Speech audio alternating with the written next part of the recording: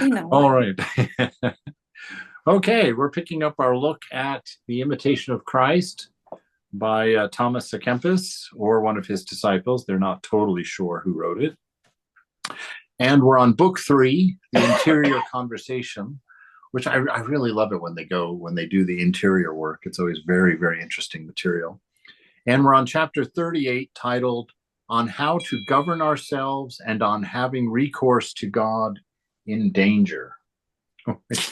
We'll see what we'll see what that means. It starts off with Christ speaking here to us. It says, "My child," and I actually like how every time Christ speaks, he starts with "my child." I always imagine the most grandfatherly of kindness in his voice when I read that, "my child," like just looks at you because it says a lot of things. It says that it speaks of love, it speaks of family, it speaks of intimacy, and it speaks of understanding. Kind of knowing that we don't know what we're doing. we're, we're sitting here just trying to learn how to swim. This odd shaped body, trying to figure out what this is all about. And so Christ says, "My child, strive diligently for perfect interior freedom and self mastery in every place, in every action, and in every occupation, so that you will not be a slave of anything, but that all things will be under your control." This is a huge point actually right here, and it really starts to mess with our personal lives here, because this is something that I don't think we're often quite aware of. When it says, "Do not be a slave to anything," this is the reason that in Vedanta the ideal of Vedanta is freedom, and freedom means, one, to be desireless. But even more important for this conversation is freedom means no dependence on anything outside of yourself for your own bliss and joy, for your contentment and fulfillment in life.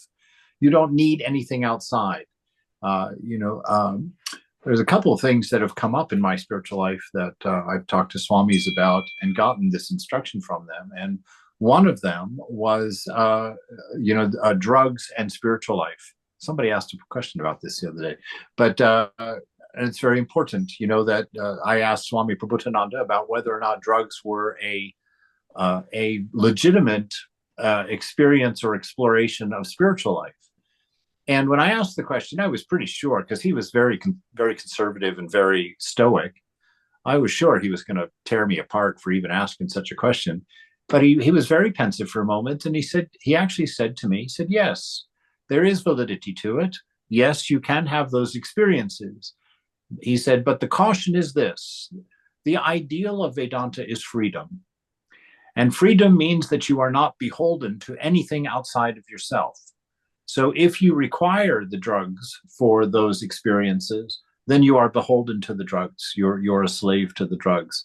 And he says, so, if they are used, it should be in a minimalistic kind of way, because all of those experiences can be had through practice, he said, that it's not necessary to have something outside of yourself for them. The other time that I ran into it was about computers. Swami Prabhupada warned me. He says, as long as the computer is for you and you are not for the computer, you're okay. But as soon as it's the computer that's running you, you're not okay. And this I have learned to kind of bring into the world of cell phones as well.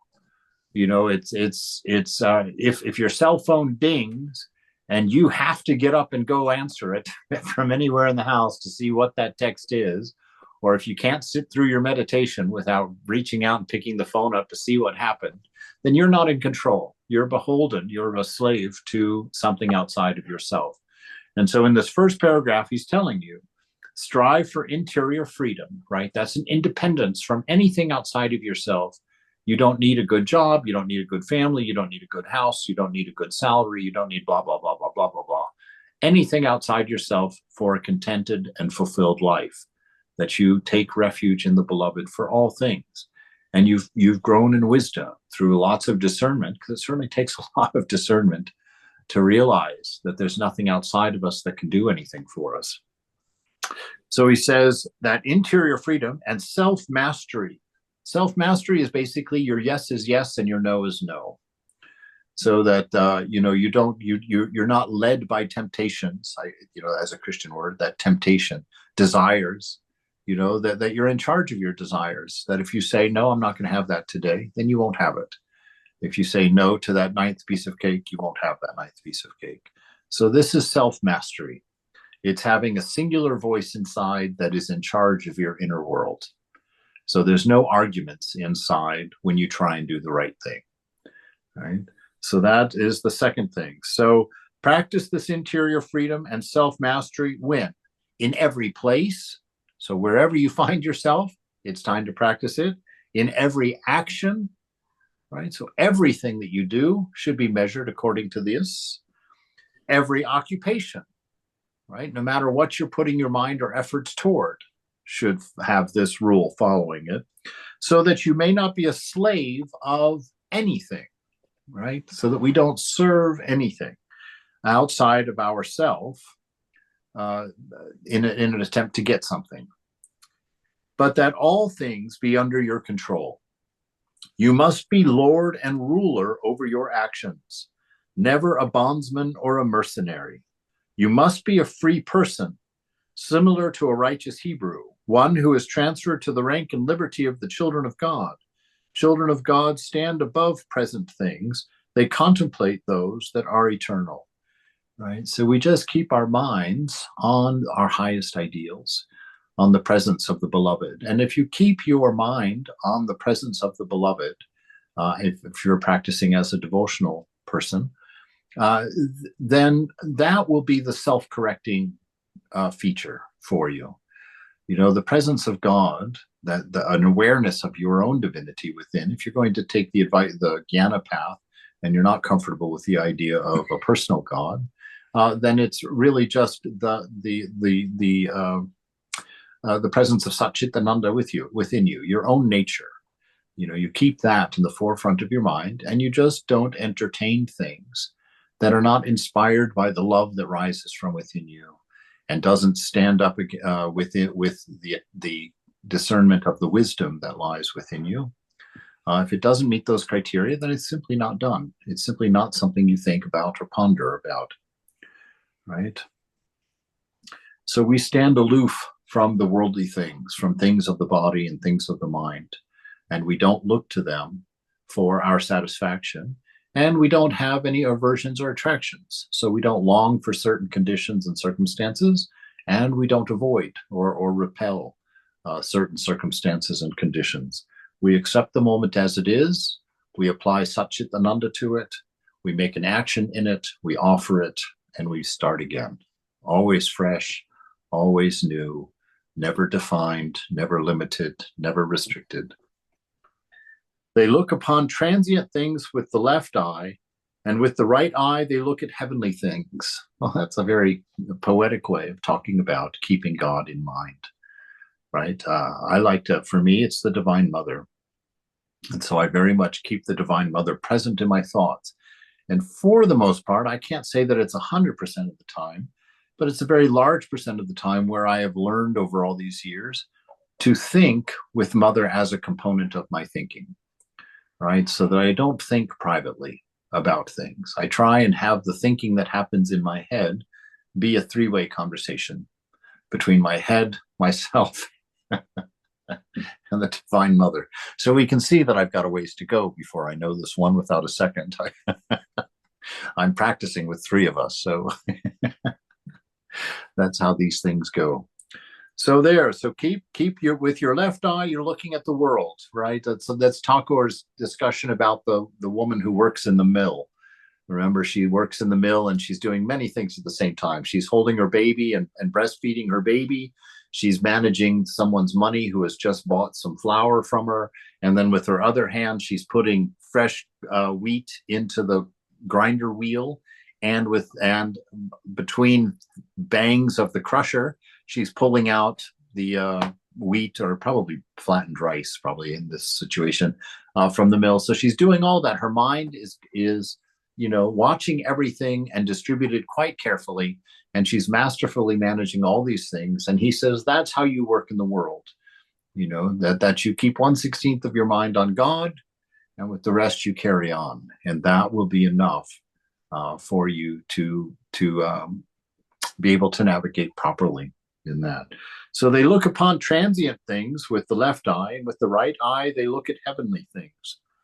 They do not allow temporal things to attract them, nor do they cling to them. Instead, they make those earthly things serve the end and purpose for which God made and ordained them. Right? So this, we understand, this comes through a lot of discernment. This is, Ramakrishna mentions this all the time, to always know that this world, everything in this world has an expiration date. And so understand, as you try and fulfill your desires in this world, understand that you may be able to quench them for a short time, but that it's set up so that everything you use to quench your desires expires, and you'll have to go get it again, right? And that's why we give that up, so that we don't have a repetitive, cyclic, circular life where we just keep doing the same things over and over and over again, hoping to find happiness, but never quite having it, until we spend our entire life like that and end in the bitterness of old age. So don't do it, right? Find your bliss within, so that when you are in that one room, in that one bed, and can't move anymore and can't go out and get the things of your desire, you will have trained the mind to find its own contentment within its own self, with the image of God that is deep within you. And in that silence of peace, that peace that passes understanding, you can enjoy that room in the rehab center at the end, if that's the end of life. But truly, this is something that I've practiced, and something I encourage you, because old age is the test of the life you've lived. All right. If you've spent your life running after desires, in your old age, you are not going to have the energy to live the life that it required for you to constantly enjoy yourself, to constantly be distracted. That was a turning point in my life. I've talked about it at length, but it changed everything for me. I was very much a hedonist in my early days, and looked very hard under every rock I could lift to find my joy and my pleasure in this world. And there was one night when I was stumbling my way up the hill very, very late at night, maybe so late it was early in the morning. And I was thinking to myself, this is not sustainable. It was a Wednesday night, and I was walking home at early hours of the morning, and I had to go to work that day.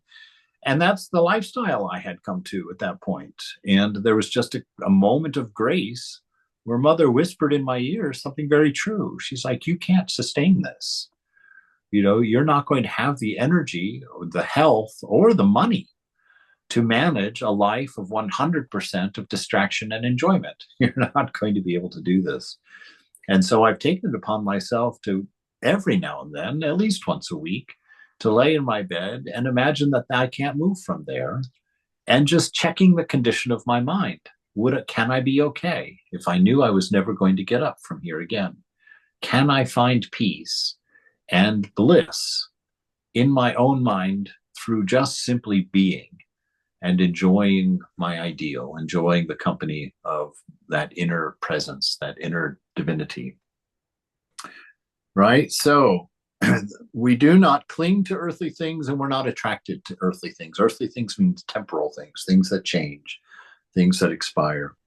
So we have done our discernment. We are no longer really holding on to things that we know they go away, because we've understood that it's just a constant cycle of replacement that will burn up our whole life and end us with nothing but an expired set of things on the last day. So we don't go running after them for good and obvious reasons, not just as a matter of belief, not just as a religious practice, but because we have come to know that things that disappear cannot fulfill you. Instead, they make those earthly things serve the end and purpose for which God made and ordained them. Right? And so we use them. And what do we use them for? We use them for worship. Right? We use them for service. We give people clothing. We give people, food. We give people love. We write people cards. We encourage each other. We use everything that's temporal in our lives, ideally, to do what? To express our divine nature, to express love in this world, to express our wisdom in this world, to express our being in this world.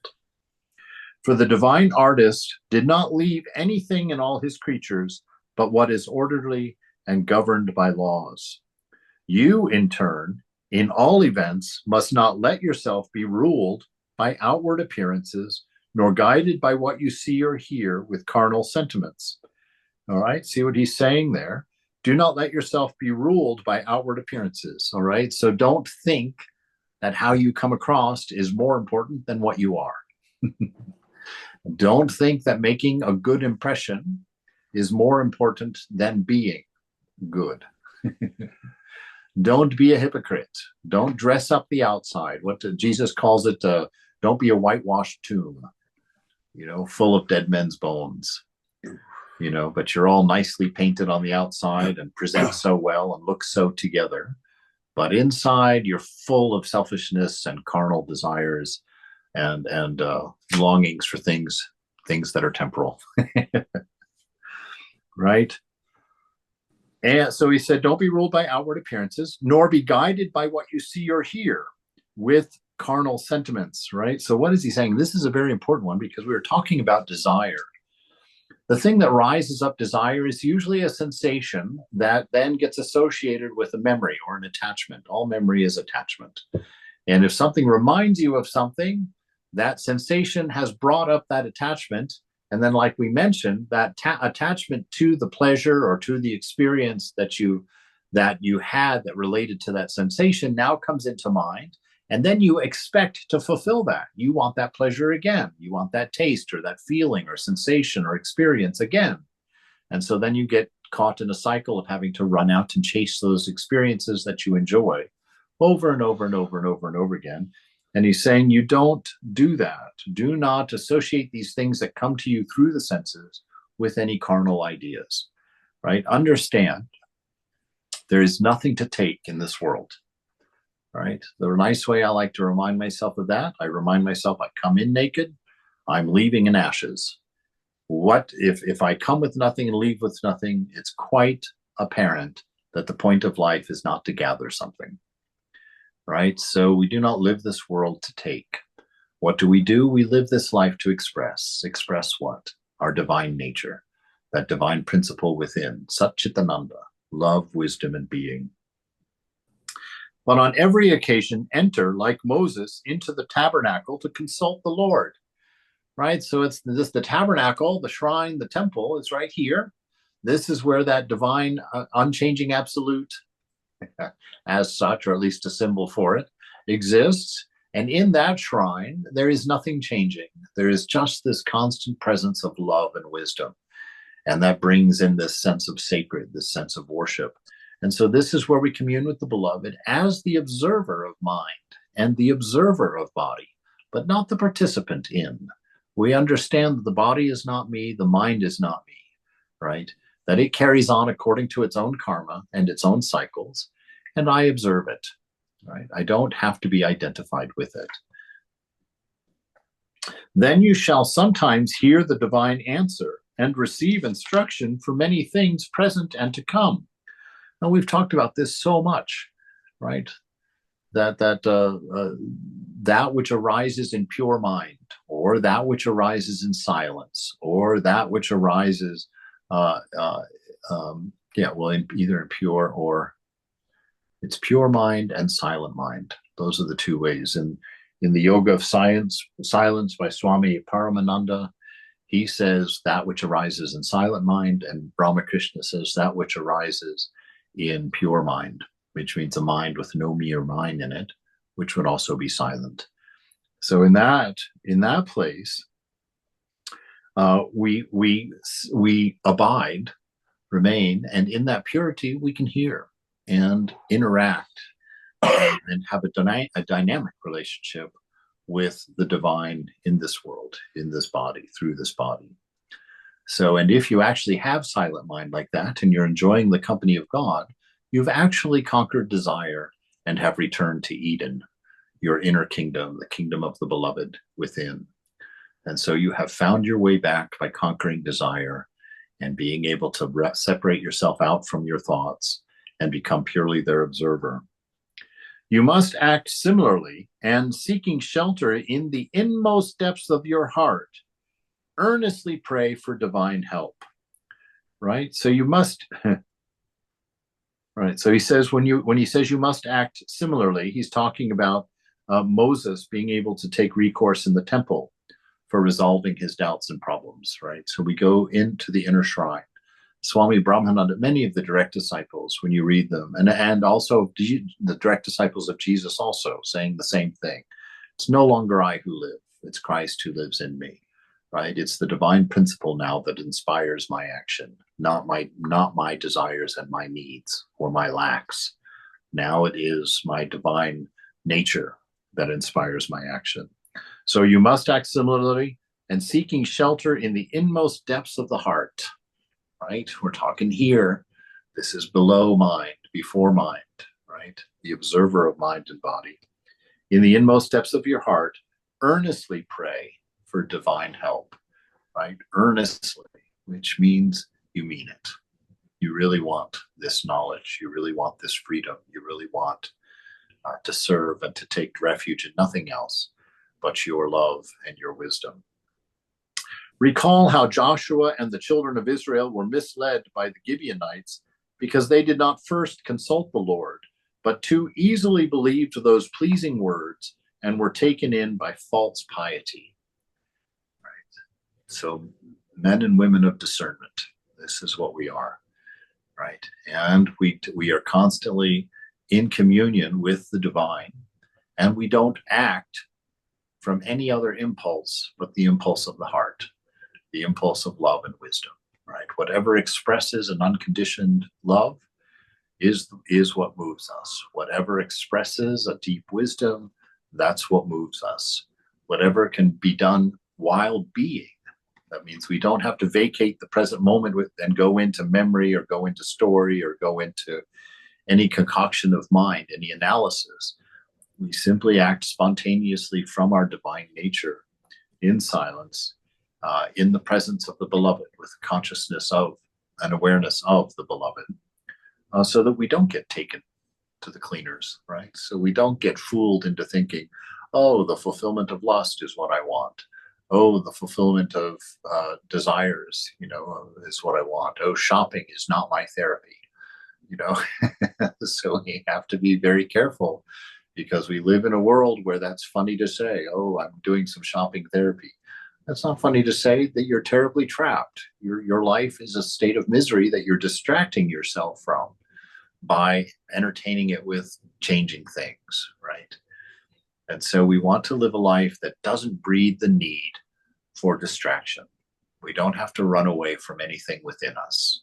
We can accept our whole self. We've integrated our entire self into a beautiful harmony, a beautiful unity within.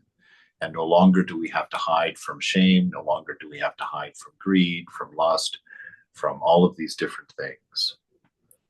All right. So chapter 39, on the prudence of worldly affairs. Christ, again, talking to us, my child, always entrust your affairs to me. Always entrust your affairs to the beloved.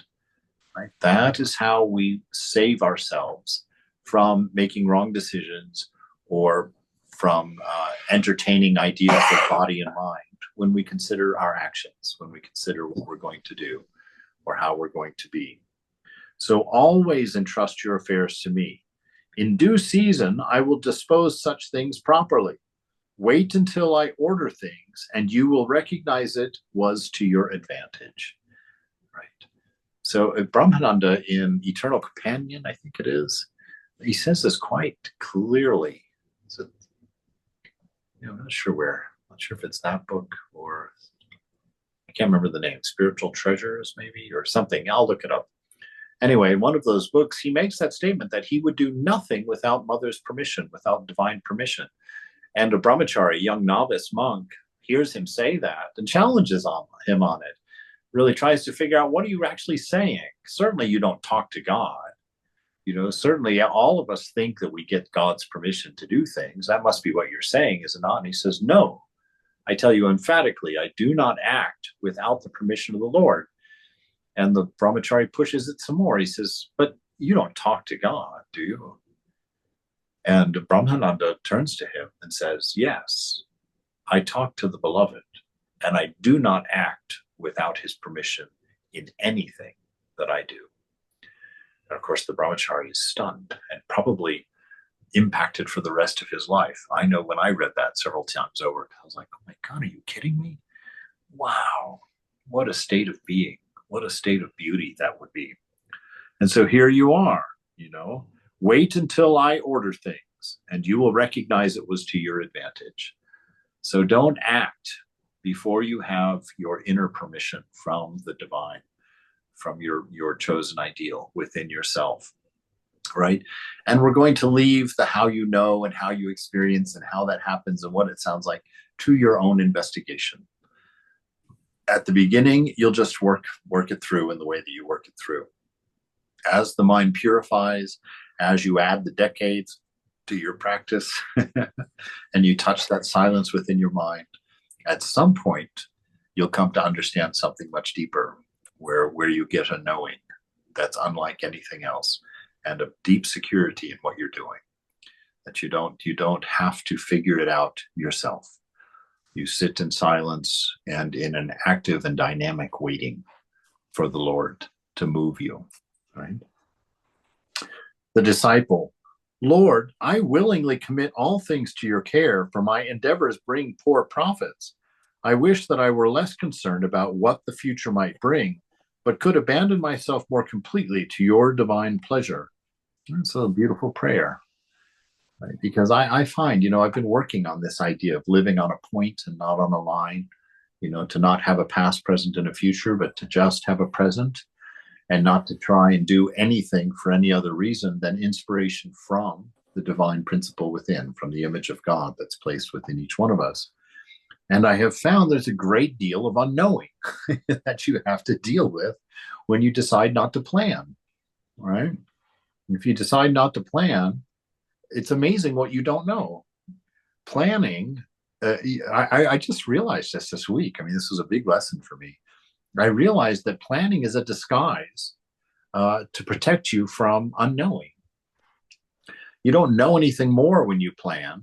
You just have something you can throw up as a curtain in front of your unknowing that makes you feel like you know, that makes you feel like you're in charge, that you're in control, or that this is going to happen a particular way.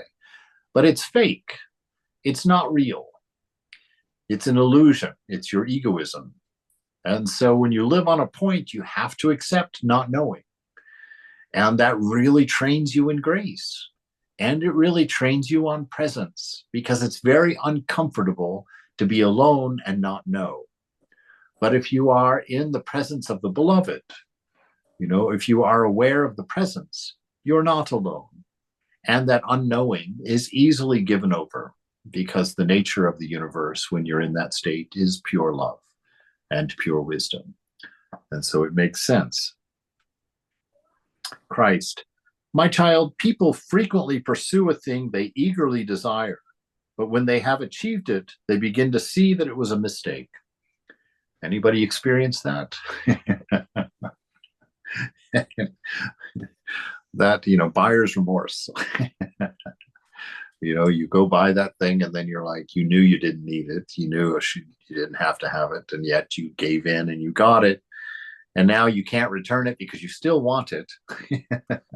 Even though you shouldn't have done it, you still have a desire for it. And you're just stuck in that state of suffering, right? Just sitting there and unable to appreciate what you have because you bought it. You ran out and got it, breaking your own rules, within. And so until that wound heals, you suffer, right? So when they have achieved it, they begin to see that it was a mistake. For our inclinations are unsteady and do not last long, but instead tend to urge us on from one thing to another. There it is, the whole framing of what it is to live for your desires. If you live for your desires, you have to understand that your inclinations, your desires, the things that you feel driven to do, they're unsteady. Why? Because your body is constantly changing and your mind is constantly changing. So today you want a nice sunny day and 85 degrees and some time by the pool, and tomorrow you want, a nice cloudy day with some mist outside so you can sit in the window and read. And the next day, none of that's going to do. I want a vacation and sit on the veranda of a nice hotel in Paris. And so these ideas are constantly changing. And a lot of times you get exactly what you asked for and you're miserable in it because something else changes. And so this mind is a tyrant. It's not like, oh, I'll just follow and do what my mind says, because your mind will bark out commands to you at a rate that you can't possibly fulfill if you give it that permission. And the same thing with the body.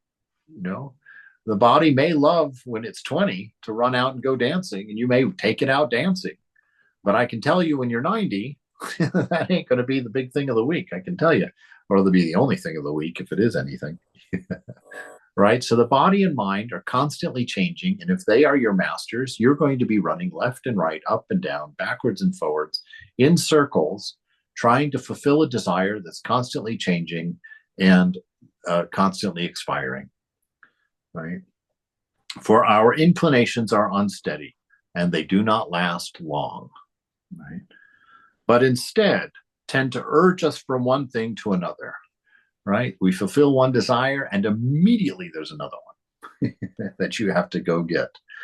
And sometimes that desire brings on a new level of desire, right? You decide that you like tea. And so at first you're just drinking Lipton. And then somebody says, oh, have you tried this pu'er tea from China? It's fabulous. And you try a pu'er tea from China. Oh, and it is really good. And then they say, oh, but you have to get one that's aged between 3 and 5 years.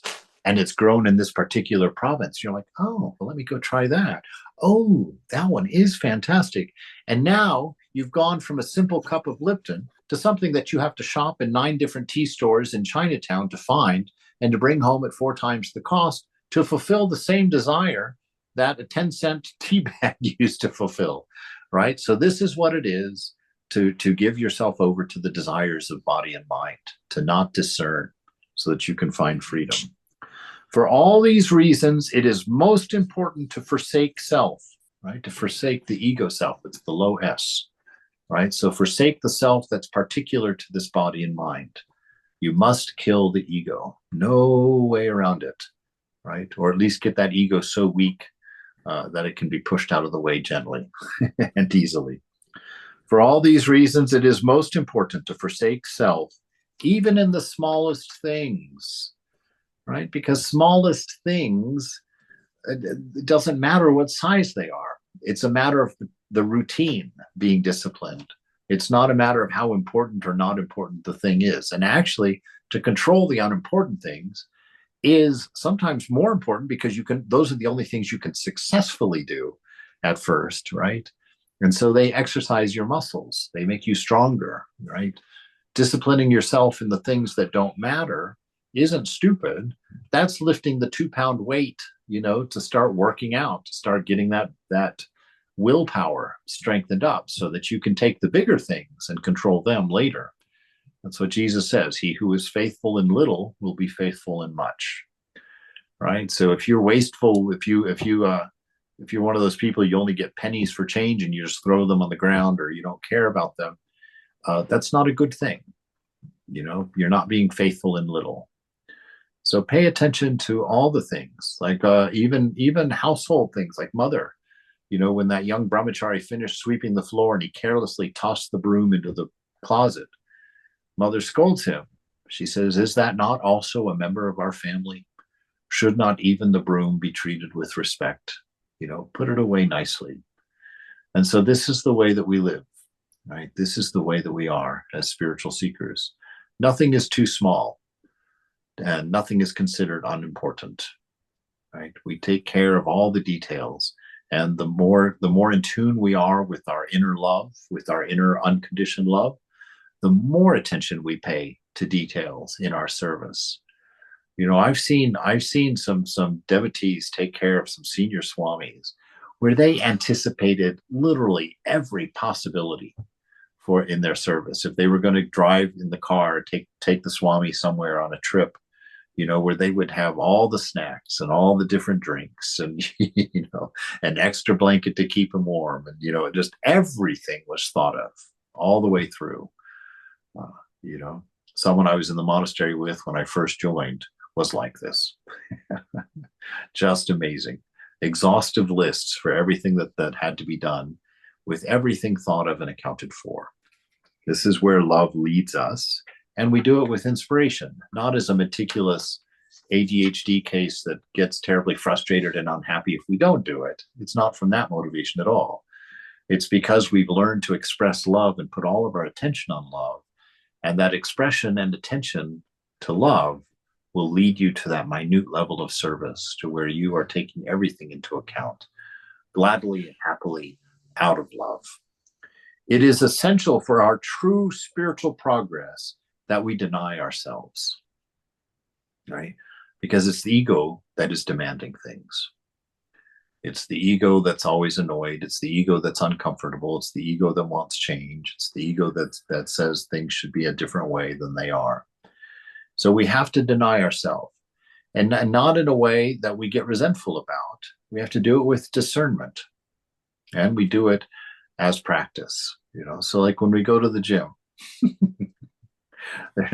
there's nothing more worthless than sitting there and lifting weights. So when nothing is being accomplished, right? You're just sitting there, right? But it is doing something. It's disciplining you. It's growing your muscles. It's making you stronger. And so, you know, you may have no plans in the morning, but you don't sleep until 9:30. Why? Discipline. You know, if you sleep into 9:30 and then you start having to get up at 6:30, there's misery. And there's discontent and there's anger and blah, blah, blah, blah, blah.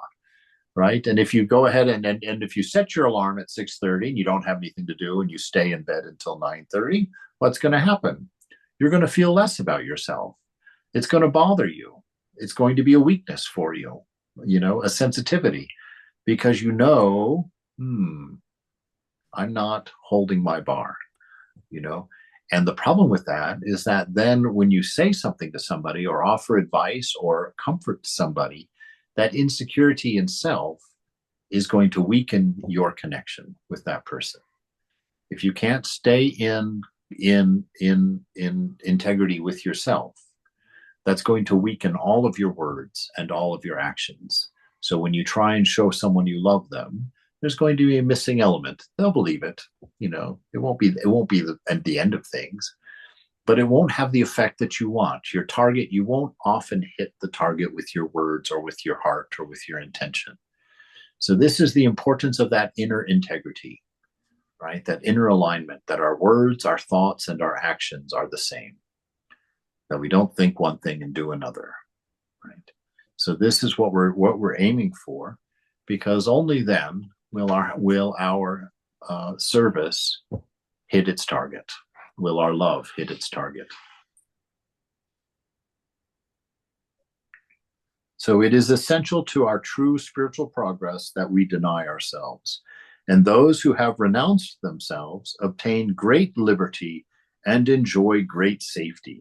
Now you think about this, in the worldly mind, controlling yourself is very different from great liberty, right? In the worldly mind, freedom means I can fulfill my desires. I can do whatever I want, right? And we hear about that. This is a free country. I can do whatever I want. And that's the definition of freedom. But it's absolutely not. Because you, in yourself, the self, remember this, we'll say there's three components inside. There's mind, there's body, and there's self, the soul, right? All desires rise from either body or mind. No desires arise from you, right? And so when you're fulfilling desires, you're not being free to yourself so I can fulfill desires. When you fulfill desires, you're being a slave to either the body or the mind. Two things which will never be content. And so if you're slaves to something that will never be content, God be with you. What a misery. What a rat race of life that will be, right? So those who have renounced themselves obtain great liberty, because freedom is not needing. Freedom is not desiring. Freedom is contentment, right? Freedom is to not need to do anything in this moment, to see this moment as perfect and enjoy it as perfect. And so in that, we obtain a great liberty and enjoy a great safety. The old enemy, however, who wars against everything that is good, does not fail to tempt us, right? And what is that enemy? Egoism. In Christianity, we call it the devil. They've personified it, made it a character. But in actuality, that thing which is constantly working against our knowledge of oneness is our longing for independence, to be in charge as an ego self, as a body mind, right? So that takes us over, and it's always trying to undo what is good, right? Because anything that leads toward unity, toward oneness, is virtue. Anything that leads toward multiplicity is vice, right? And so we're always wanting to move toward unity, which means with the boundaries of ego have to be erased. Day and night, he uses dangerous tricks to trap the unwary. Hence, we are told, stay awake and pray that you may not enter into temptation, right? So stay awake. What does that mean? Stay aware. Don't fall into these cycles of thinking that take you out of the moment, right? The way that we stay aware, my rule that I like, my new t-shirt that says, do not let the not here, not now infect the here and now, right? So if you're sitting in a room like we are right now, your boss isn't in the room. So if he yelled at you this morning and you're sitting there ruminating about it now, you're letting the not here, not now infect your here and now. And it's going to break your peace, right? Because you're going to sit there and get angry, right? Or you think about something that the president did today, or some piece of news that you saw on the internet or something. And you allow that to infect your here and now when it's not here or now for you. Then you ruin, you go to sleep. Basically, that's what it is. You become unaware because you are not any longer present. You've moved from the moment into mind, and you're caught up in a series of thinkings, right? So don't let the not here, not now infect your here and now. This is how we stay awake. This is how we stay present and not get caught up into cycles of imagination, dreaming, as it were. All right. Chapter 40 is a very short chapter, one page, not even a page each. Chapter 40, we have no good of ourselves and can glory in nothing. All right. Disciple, what is man that you are mindful of him, the Son of Man that you care for him? What does any person have independently of you, so as to hold a claim on your grace? Lord, what reason can I produce to say that you should not forsake me? Or if you do not grant what I pray for, how can I justify my complaint? Right, very interesting question. How do we have any purchase with God whatsoever? Why is there any idea that God owes us anything or should be concerned about anything that we think or want or desire? This I may truly think and proclaim, Lord, I am nothing. There is nothing I can do of myself. Right? Because what is the Lord? The Lord is existence, love, and wisdom, intelligence, right? Existence, love, and intelligence.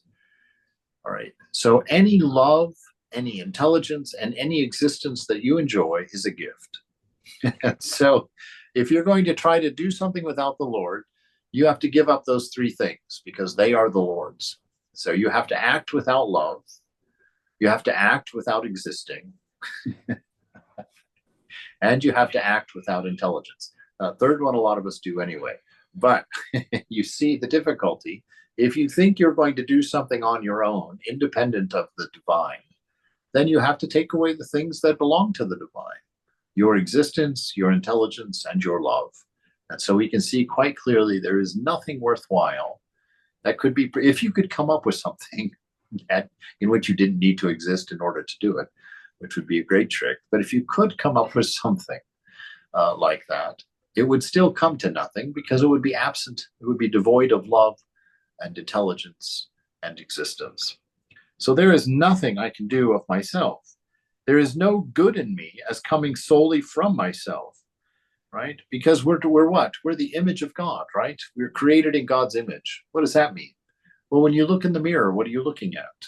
You're looking at an image of yourself, right? And so in essence, we do not exist in and of ourselves. We are reflections of the divine nature in mind, right? So we are merely reflections of God in the play of mind, right? And if you take away the thing that is being reflected, then the reflection also disappears. The reflection of that thing also disappears. So we have no existence, no skill, no ability, no anything of our own. We exist as a reflection of the divine presence. God alone is. Everything else is false. And so we live in that knowledge. There is nothing I can do of myself. There is no good in me as coming solely from myself. On the contrary, I fail. I am defective in everything. And whatever comes from me independently of you tends to nothing. Unless you help me, unless you instruct me, I become lukewarm and slack. So this is that knowledge that we, in that essence, are not the doers. We are completely dependent on the divine. And in fact, the truth of our life that we don't know is that the divine alone acts through us. But our ego takes responsibility, takes responsibility for it, right? And that's how karma is accumulated. And that's how karma begins to affect us, because we think we did it, therefore we feel guilty for it, or we feel good about it. And that's karma. Right? Lord, you are always the same and endure forever. Right? So God, in essence, is unchanging. Why? Because God is never out of balance. There is never a sense of lack. And so, blocks fall until they're in their most stable position, and then they are non-moving. And so God, who is perfect, is unmoving, unchanging, an absolute ideal of being, right? So he's the noun, or she is the noun of love, wisdom, and being. And you and I are the expression. We are the verb of that divine nature. So we express love, we express existence, we express wisdom. So it's our job to be the action of what? The expression of our divine principle. Because we are a reflection of God, we should do only those things that God does. Now, does that mean we have to start acting like a third person separate and apart from us and give up all of our own special whatevers? Well, it could look like that, and it will look like that at the beginning. But as we mature, we come to realize that we're growing into our true self, that our true self has the same desires as the divine, which would be a lack of desire. That our true self has no will, because we are content as it is, right? So our true self is a perfect harmony with divine will, as it were, so that the universe is always doing exactly what it should be doing. And so that is when we know that we are mature, that we're ripe, that the ego is ripe. It no longer has a sense of doership or action that is contrary to conscience, contrary to the divine ideal. Right? So, Lord, you are always the same and you endure forever. You are eternally good, eternally just, and eternally holy, always doing things with goodness, justice, and holiness, arranging all things with wisdom. Right? So it is God who has become all of this. So this mind that we live in, this projection that we live in here, right? Very different from living in a world which actually has an independence. This is a mind that we live in. It is not independent of God. And so the nature of this world is love and intelligence. And if we don't see it from our perspective, it's because we are not yet mature. And so we continually go forward, go forward, go forward. On the contrary, I am inclined to go backward rather than forward, never remaining stable, but passing through many changes. When it pleases you to give me a helping hand, all at once things improve. For you alone, unaided by human beings, can help me and strengthen me. Then I shall no longer shift from one thing to another, but turn my heart directly to you and rest in you alone. Right? This is maturity for a spiritual seeker. This right here, that we find our satisfaction in the name of God, in the presence of God, that we've done our discernments and we actually see God within. We actually experience God in each other, right? This is mature. We actually see and feel the workings of God. We're no longer clouded by the constant change of mind and the constant running after the things that our two masters have commanded, body and mind, right? So give your heart directly to God and rest in him alone. If only I knew well how to dispense with all human comfort, either to attain devotion or because I am compelled to seek you, since no human being is able to comfort me, then I might justly hope for your grace and rejoice in your consolation. Right? So these human comforts, that's the desires of body mind. That we don't have to have them. We are content with what is given. That's why the ideal, for a spiritual seeker, Vivekananda some nights would sleep in a palace in a king's bed, and sometimes he would sleep on the ground under a tree with his head on a rock. Which one is spiritual? Well, they are both spiritual if you just accept them as they are and don't need either one of them, right? So our idea is not necessarily a strict doing without everything. Our idea is to be content with whatever is. If we're sleeping tonight in a big golden bed with a big goose stuffed down cushion, fine. Have it, sleep well, enjoy it. When you get up and have to move out and sleep on the subway station tomorrow night under a bridge, you sleep down, you smile, you kick back, you work your shoulders into that cement urine-stained corner, and you smile, and you find contentment within, right? Because I can tell you, people have found contentment in much worse who have known God, who have known the divine. So there is nothing too challenging for us. There is nothing too far to reach. We can always find contentment in our moment because we are children of the divine, because we know that all is within us. Nothing external to us is necessary or required. God is the source of our enjoyment.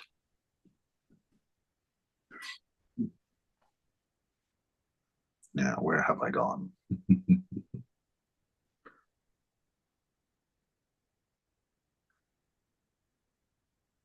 All right. So if I only knew well how to dispense with all human comfort, either to attain devotion or because I'm compelled to seek you, since no human being is able to comfort me, then I might justly hope for your grace and rejoice in your consolation. Right? So we depend on God for our comfort, not on the conditions and circumstances that we're sleeping in. It's always an interior matter. The soul is not material, and it's not subject to being touched, damaged, or controlled by the material world. And that is who we are. And so when we know that to be ourselves, then the requirements of body and mind fall to a second state that's not so important to us, because we can find our fulfillment, we can find our love, we can find our warmth and joy in the heart, in the shrine, in the company of the beloved.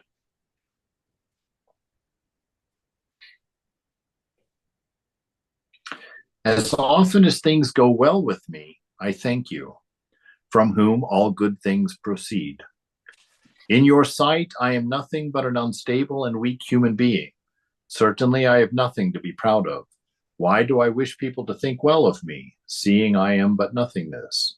This is foolishness. Right? So this nothingness, to understand, this is not a low self-esteem.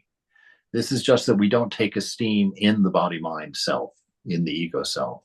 We take our esteem in what? In the fact that we are the divine image. We find our value not in what we do, say, or think. We find our value in what we are.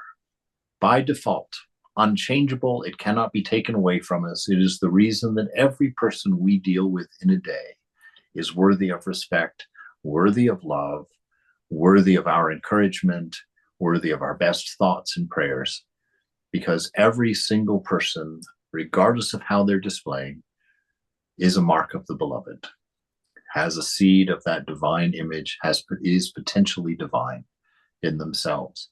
And as spiritual folks, we train ourselves to see that in each other. We look for the best in each other and we fan those flames, right? We honor each other and fan those flames. Those who are not interested in being looked at as in that way or being encouraged in that way, we salute them from a distance, right? You don't go and hug the tiger god. You honor a tiger from a distance. You see him over there on the other side of the fence, you salute your hands, you bow your head, and think good things and honor toward the tiger god. And so that's how we deal with those people in this world that simply are contrary and simply don't want to be peaceful, don't want to be loving, don't want whatever toward us. We have goodwill for them. We have a generally fond feeling for them, but we salute them from a distance, right?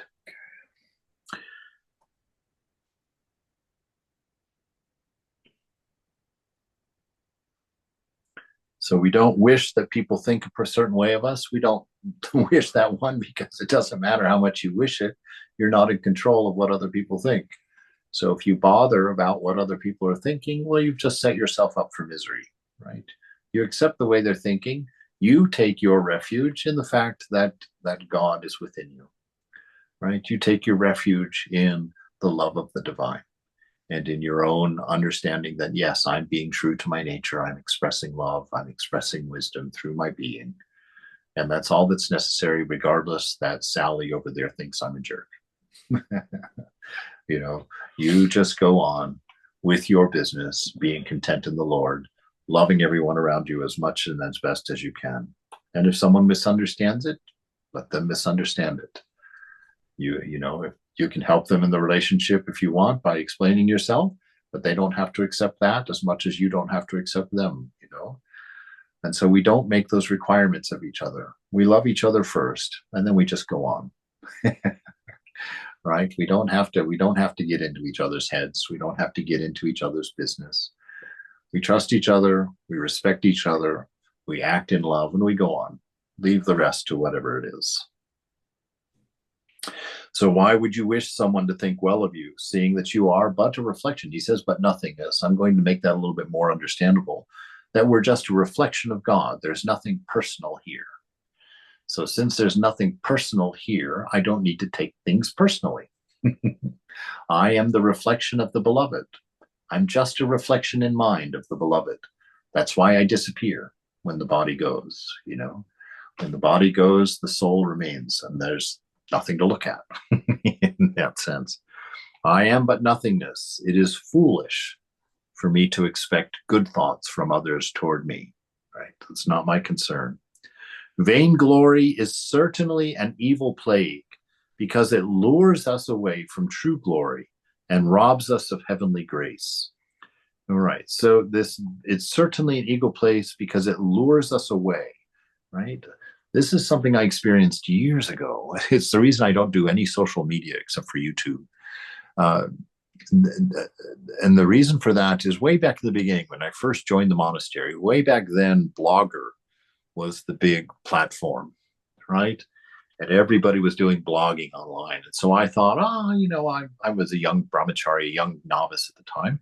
I thought that I would start doing a daily kind of journal entry on Blogger, but I wasn't doing it for an audience. I was just kind of doing it as my own personal journaling. And I had like 2 or 3 friends that would occasionally read my marvelous insights and like that. And one day I went and logged in, and anytime you logged into Blogger, you didn't have any choice about where you went. You automatically went to that dashboard where it had all these intriguing charts and numbers telling you how much better you're doing or how much worse you're doing or how loved or hated you are.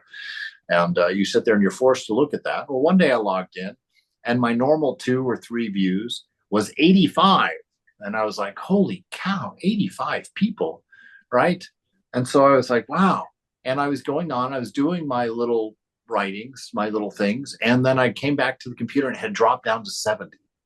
And I was like, oh God, I've got to be more careful about what I'm writing. I have to write more cleverly. I have to, I have to do something special.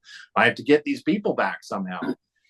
As soon as I saw that happening in my mind, I renounced it immediately because I saw that is why they dumped me on that page. That is why they keep all of those charts and colored graphs there for me. That's why I can't get around that and just go in and put in an entry. And I understood I'm not going to be led by this insanity. You know, if I'm not going to do this because I could see the addictive nature of it. I could see the manipulative nature of it. And I could see how it leads to slavery, that I couldn't be honest anymore. I had to write for other people, that I couldn't be free anymore because I had to attain a certain level of success in it, right? So there's no way to do that. And so I threw it out the window. And then, you know, that was back when Blogger was there. When MySpace came along, thank God I didn't sign up for that to suffer the embarrassment of telling people I had a MySpace account these days. But, you know, and so MySpace was gone and Facebook was gone and LinkedIn was gone. I haven't done any of those. Am I bragging? Hardly. How can you brag about not doing?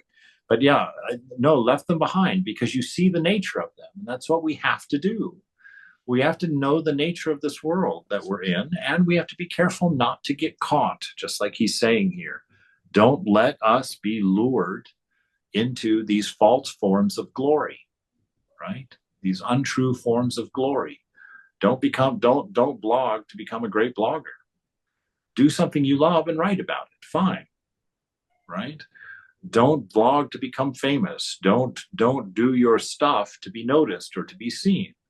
Do what you love and put it up. Perfect. Leave it at that, right? Do not go in to chasing after these imaginary things because these companies are designing these things solely to trap you, solely to get your dependence, solely to make you need them for your self-opinion, for your self-approval, right? They want you. As a matter of fact, without going into social sciences, capitalism, the capitalist system, is all about removing any security that you have within yourself and placing it on a product that you have to buy. That is why every commercial is trying to tell you that you're not beautiful. Nowadays, they're trying to convince men that they stink all over their body, and now they have to get a body deodorant. You know, I've started seeing these things pop up regularly on feeds online. You know, it's this nonsense. It's that the capitalism wants to take away your ability to do anything for yourself and get you to pay somebody else to do it for you. That's the end game of the social system that we're engaged in. Knowing that, be aware and don't play, don't get caught, and be yourself. It can be a marvelous strength. You can view yourself as living in a gym, because there's weights everywhere that you have to pick up and get out of the way just to walk down the street in this country. So as a spiritual seeker, we've got infinite opportunities for strength. We have infinite opportunities for renunciation in this life. And so do it. Oh my God, I've done it again. It's 8:11. I'm sorry. All right, let's stop there for today.